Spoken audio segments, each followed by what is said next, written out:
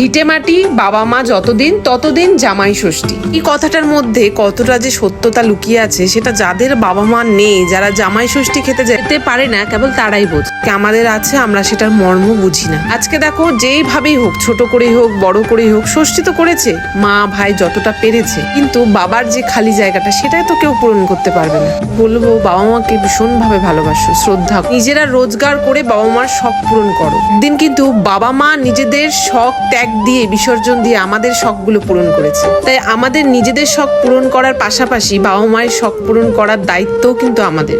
আগের দিন চলে এসেছি, বরমশাই ষষ্ঠীর দিন এলো। শাড়ি পরতে আমি ভীষণ ভাবে ভালোবাসি, তাই যেহেতু সকালে পরিনি তাই সন্ধ্যেবেলায় পরে ফেললাম। মা বলেছিল মায়ের শাড়ি পরতে, কিন্তু ওই যে ব্লাউজ হচ্ছিল না, তাই আর পরা হয়ে ওঠেনি। তুমি জুডিওতে গেলাম, জুডিও থেকে আমি একটা জুতো নিলাম।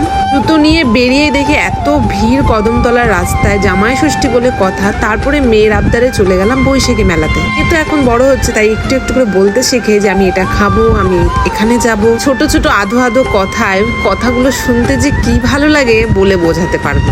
তারপরে মেলা একটু ঘুরে কিছু শপিং করে বাড়ি চলে গেলাম।